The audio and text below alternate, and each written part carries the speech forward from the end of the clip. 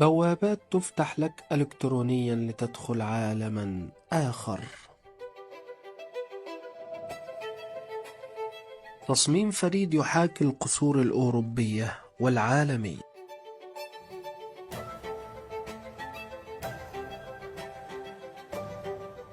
قصر يجمع بين الفخامة المطلقة والفن المعماري النادر والذوق الرفيع في أدق التفاصيل، وفي العرض ده هكشف لك عن كل التفاصيل اللي ممكن تكون في غاية الأهمية بالنسبة لك وأول مرة هتشوفها عندنا على القناة. وانت بتشرب قهوتك الجميلة اقول لك خلينا نبدأ العرض بتاعنا بالصلاة على سيدنا النبي، وهكون سعيد جدا لو دعمتنا باللايك والشير، ولو كتبت كلمة تم في التعليقات او كتبت كلمة قصر هنرسل لك كل التفاصيل الخاصة بالقصر بتاعنا. ولو انت مهتم بالمزيد من العروض العقارية فاشتراكك في القناة هيكون مهم جدا عشان يجيلك اشعار بكل العروض الجديدة. ركز معايا يا صديقي ولازم تكون مستعد ومتحمس للفخامة اللي داخلين عليها في قلب مصر وبالقرب من المتحف المصري الجديد، وعلى مساحة 20,000 متر يتربع، واحد من أجمل القصور اللي موجودة في مصر. مش هسيب لك أي تفصيلة كبيرة أو صغيرة من غير ما أعرضها لك في الفيديو. على المساحة الشاسعة الواسعة اللي أنا ذكرتها لك موجود مباني وملحقات كتيرة، منها مبنى القصر الرئيسي اللي على مساحة 2000 متر، دورين،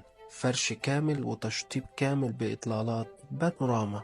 الفيو بتاعك على الجاردن والمسبح. ولو هتكلم معاك سريعا عن الملحقات الأخرى هقولك عندك قصر تاني مبني تم الانتهاء من بنائه على مساحة 2000 متر أيضا، سيبناهولك علشان تشطبه بمزاجك. وكمان موجود شاليه على مساحة 200 متر تشطيب وفرش كامل، ده لاستقبال الضيوف عشان لو جالك ضيف ما تستقبلوش في أي من المباني الرئيسية للقصور، وتقدر تستقبله بإطلالة بانوراما على الجاردن. كمان عندك في الجاردن جميع أشجار الفواكه، وعندك ملعب تنس وملعب فولي وبرج حمام وجاكوزي وساونا وسبا وصالات لألعاب الترفيه. دي كانت نبذة مختصرة عن أهم التفاصيل اللي معانا. يلا بقى بالكاميرا نعيشها على أرض الواقع. حرفيا هتستمتع بأجمل إطلالات كلها في ملكك داخل مساحتك الشاسعة. عدد غرف النوم 6 غرف نوم بالدريسنج والتويلت الخاص بيها، هنبقى بنظلمها لو قلنا عليها غرفة لأنها جناح كامل. كمان عندك 2 مطبخ، واحد أمريكان كيتشن واحد كيتشن روم. ومش هنسى أقولك إن البهو الكبير في القصر والسلالم الرخام والمدفأة والأساس المستورد والستائر الحريرية وغرف السفرة اللي تستوعب 12 فرد واللوائح الجدارية عبارة عن رواية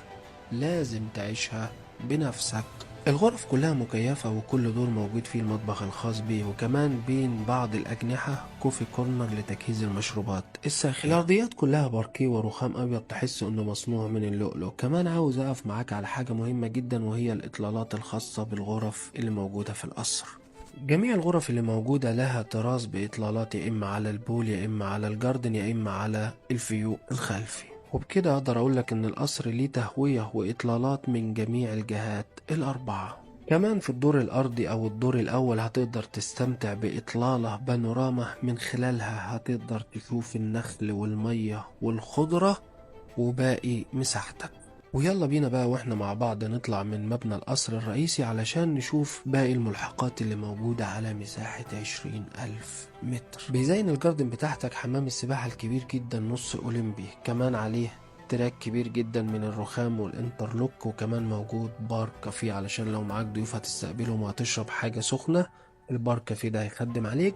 كمان موجود بقى جاكوزي وساونا وغرف تويلت علشان تخدم على البول. موجود كمان في كل مكان برجولات عبارة عن صالات لألعاب الترفيه بإطلالات زجاج بانوراما علشان تستمتع بكل تفصيلة حواليك.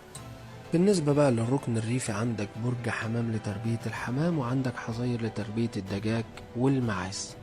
في النظرة البعيدة اللي حضرتك شفتها ده وعلى يمين المبنى الرئيسي للقصر يتربع قصر آخر على مساحة 2000 متر، بنيناه وسبناه نص تشطيب علشان انت تشطبه بنفسك. كمان عندنا موجود ملعب فولي وملعب تنس كبير جدا في وسط الجاردن بقى، ده وسط النخيل واشجار الفواكه المانجا والبرتقال والجوافة والرمان. لو هنركز مع بعض في ادق التفاصيل هنلاقي شجر الفاكهة الارضيات بتاعته لاندسكيب، يعني كل مكان موجود عندك هو خضرة في خضرة في خضرة. سحر الطبيعة بمفهومها الشامل هتعيشه في الجاردن، نخل وأشجار فواكه وكل ده. كمان الملاعب بتاعتك وسط الفواكه ووسط المنظر الطبيعي اللي حضرتك شايفه ده واللي هتستمتع بيه في الجاردن الخاص بيك. يتبقى حاجة من أهم الملحقات لم نكشف عنها بعد، وهي الشاليه الخاص بالضيافة. لازم نشوفه مع بعض من الداخل لأنه عبارة عن تحفة فنية أيضا. مساحة الشاليه الإجمالية 200 متر. الشاليه فيه ميزة في منتهى الروعة، إن الإطلالة بتاعته كلها برضه بانوراما، لأن أنت تقدر تستفيد بالمنظر الخلاب ده في الإطلالات بتاعتك، وده اللي عمله فعلا المالك ونحييه عليها. مساحة الشاليه 3 غرف وصالة ومطبخ، علشان لو عندك ضيف هيكون في الجناح الخاص بيه. شاليه 200 متر يعتبر ده جناح خاص بكل الضيوف، يستوعب معاك أسرة كبيرة تستوعب لأكتر من 6 أفراد. الشاليه بالكامل سمارت، والغرف بتاعته كلها مودرن. وكمان يتبقى شيء ما تكلمناش عنه في منتهى الأهمية، وهي الملكية. أوراق الملكية مسجلة شهر عقاري. اللوكيشن، انت أقرب مكان ليك هو داندي مول. انت جنب داندي مول على طول، بينك وبين داندي مول 2 كيلو بس، وقريب من المتحف المصري الجديد.